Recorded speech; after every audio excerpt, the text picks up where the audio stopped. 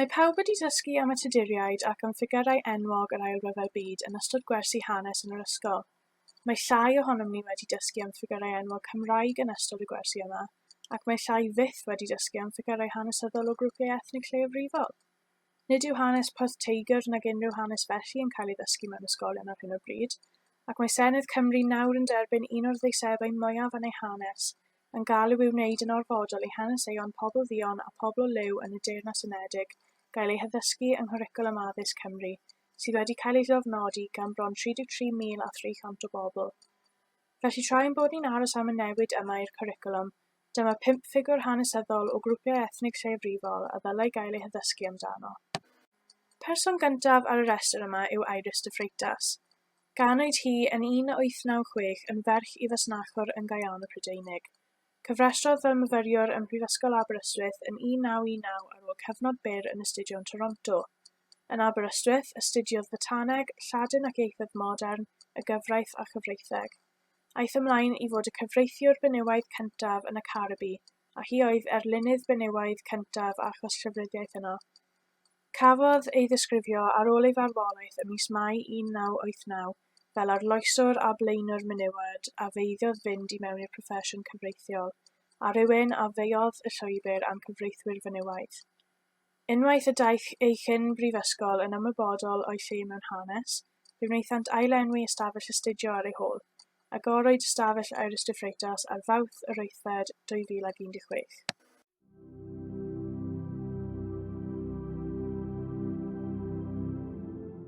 Helo, Dafydd sydd yma, a heddiw hoffwn siarad am y Cardiff 3. Cafodd Lynette White ei llofruddio yn Rhybywt ym 1988. Yn dilyn y trosedd, fe wnaeth heddlu De Cymru ryddhau'r e-fit yma o'r llofrydd. Roedd gwaed a DNA y llofrydd ar ddillad ac o gwmpas fflat Lynette, ond methodd y heddlu i ffindo'r dyn. Ym mis Tachwedd 1988, cafodd 5 dyn du ac o leiafrif ethnig ei arestio, bod dim tystiolaeth gwyddonol yn cysylltu nhw'r llofruddiaeth o gwbl. Ym 1990, cafodd 3 o dynion ei ddyfarnu'n eog a chael ei dedfryd i fywyd yn y carchar. Galwyd y 3 dyn yma y Cardiff 3. Ar ôl y pêl ym 1992, dymchwelodd ei eog farnau gyda'r heddlu'n hawlio taw dim yna'r technegoldeb cyfreithiol cafon nhw ei ryddhau. Ar ôl datblygu technoleg DNA newydd yn 2002, fe wnaeth yr heddlu arestio dyn o'r enw Jeffrey Gafford, a mi wnaeth y cyfaddau i'r llyfryddiaeth ar ôl iddo cael ei ddal. Tariff lleiaf yw'r nifer o amser mae angen i rhywun treulio yn y carchar cyn iddyn nhw cael ei ystyried ar gyfer parol. I Jeffrey Gafford gael ei anfon i'r carchar am fywyd, cafodd tariff lleiaf barach na'r Cardiff 3.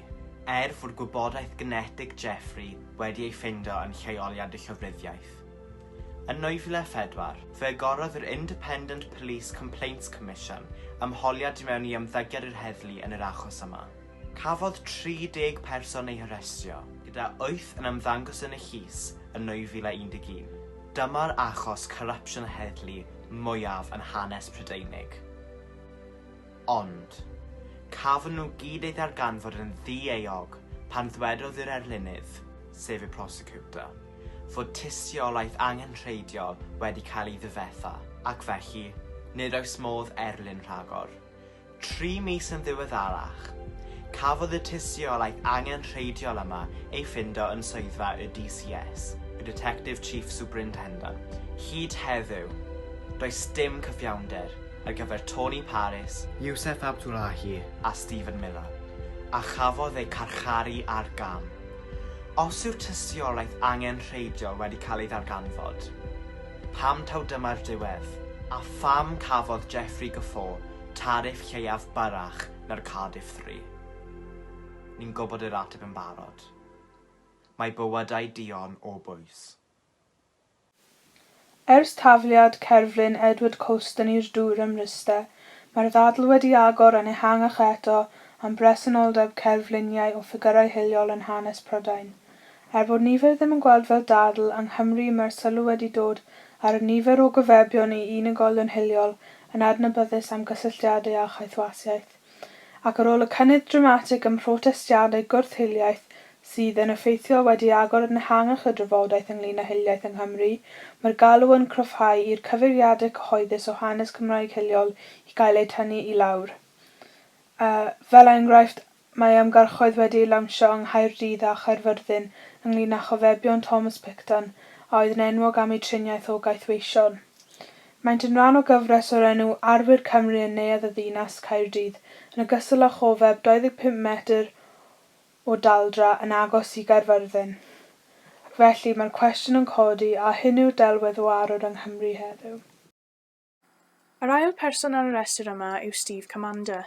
Yn enedigol o Tiger Bay, Caerdydd, i fam wen a thad o Affrica, ymunodd Steve ar fyddin yn 16 oed gan symud ymlaen i fod yn uwchringill cartref y seithfed gartref parasiwt, gan ddod yn uwchringill Garrison Cymru yn ddiweddarach. Yn rhan o dîm gweithredu amrywiaeth y fyddin, roedd yn gyfrifol am godi proffil y fyddin ar ôl iddi gael ei labelu'n hiliol yn sefydliadol yng nghanol yr 1990au. Yn ddiweddarach, gan weithio gyda Heddlu De Cymru am 10 mlynedd, roedd Steve yn aelod o Bwyllgor Cymdeithas yr Heddlu D ac eisteddodd ar Bwyllgor Moeseg Annibynnol yr Heddlu. Nawr yn yr adran drefnidiaeth, mae'n mentora uwch arweinwyr yn y gwasanaeth sifil, yn chwaraewr rygbi brwd, chwaraeodd i'r fyddin a chyfuno gwasanaethau, ynghyd â chwarae i glybiau fel London Welsh a Boromea yn yr Alban. Mae Steve wedi ennill 18 o fedalau enillwyr cwpan y fyddin, ac hefyd wedi hyfforddi tîm rygbi byddar Cymru. Yn drydydd ar y restr yma, mae Billy Boston. Yn cael ei ystyried yn un o chwaraewyr gorau erioed rygbi'r Gymraeg, sgoriodd Boston gyfanswm o 571 o geisiau yn ei yrfa, ysgoriwr ceisiau ail uchaf mewn hanes rygbi'r Cymraeg. Mae'n un o inductees gwreiddiol neuadd enwogion rygbi'r Cymraeg Prydain, neuadd enwogion chwaraeon Cymru a neuadd enwogion Wigan, a dyfarnwyd MBE iddo yn 1986.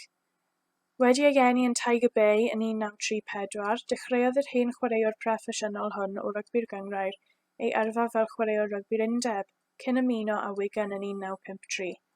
Yn ystod ei 15 mlynedd yn Wigan, sgoriwyd 478 o geisiau yn ei 488 o ymddangosiadau ar gyfer y clwb. Gorffennodd ei yrfa ym Mwrdeistref Blackpool cyn ymddeol yn 1970. Roedd hefyd yn cynrychioli Prydain Fawr mewn 31 o gemau prawf, ac roedd yn rhan o'r tîm a enillodd Cypan y Byd y Rygbi'r Gymraeg 1960. Yn bedwerydd ar y restr, mae Sheikh Said Hassan Ismail. Roedd yn arweinydd crefyddol o Gaerdydd yn adnabyddus am ei waith yn y gymuned ac am sefydlu ganolfan Islamaidd De Cymru yn Bugtown, a bu'n imam yn y mosg. Cafodd ei eni i fam o Gymru a symudodd i Gaerdydd fel bachgen ar ôl i'w dad a aned yn yr Iemen gael ei lladd mewn gwasanaeth yn ystod yr Ail Ryfel Byd. Roedd yn byw yng Nghaerdydd am dros 60 o flynyddoedd, heblaw am gyfnod byr lle aeth i fyw yn yr Iemen er mwyn dysgu mwy am ei gefndir ac am ei treftadaeth. Yn ddiweddarach, teithiodd Sheikh Said yn eang yn y byd Arabaidd, er mwyn codi arian i adeiladu mosg a chanolfan gymunedol newydd De Cymru Islamaidd yn Stryd Alys Caerdydd. Prosiect oedd yn cyfrif fel un o gyflawniadau mawr ei fywyd. Dywedodd y cyn-brif weinidog y ddiweddar Rodri Morgan, mae ei gynsail doeth ar adegau o argyfwng wedi ei wneud yn ffigwr gwirioneddol ar oedd o cael o ran siapio'r Cymru fodel. A'r person olaf ar y restr yw Betty Cadwaladr. Gan oed Betty Cadwaladr, neu Betty Davies, ar y 24 o Fai 1789 yn Llanysil, yn un o 16 o blant. Cyn fod yn nyrs, fe weithodd fel morwyn a chynorthwyydd, ac fe teithiodd y byd gan gynnwys Ffrainc yn ystod frwydr Waterloo, cyn dod yn forwyn i Gapten Llong a parhau i deithio. Wedi gorffen ei teithio, aeth i Lundain i hyfforddi fel nyrs, ac fe ymunodd gwasanaeth nyrsio'r fyddin oed 65. Yna fe aeth hi i weithio fel nyrs yn Rhyfel Crimea wrth ymyl Florence Nightingale, er bod ei cefndir oedd cymdeithasol wahanol wedi bod yn ffynhonnell o anghytundeb cyson. Achosodd yr anghytuno cyson yma i Betty symud yn agosach i'r llinell flaen, lle weithodd hi wella amodau a sicrhau bod cyflenwadau yn cyrraedd y milwyr a oedd ei hangen. Bu farw yn 1860 yn Llundain yn 71 oed, 5 mlynedd ar ôl dychwelyd o ryfel. Mae ei enw heddiw yn gysylltiedig gyda Bwrdd Iechyd Prifysgol Betty Cadwaladr, sefydliad iechyd mwyaf Cymru a chafodd ei sefydlu yn 2009. Dyma gyd sydd gen i ddweud heddi. ond cofio, peidiwch ag ymddiried mewn pobl eraill i ddysgu rhain i chi. Mae'n rhaid i chi ymchwilio, darllen a gwylio eich hun. Mae llawer iawn o hanes pobl du ar gael i ddysgu ar-lein, felly edrychwch a ddysgwch.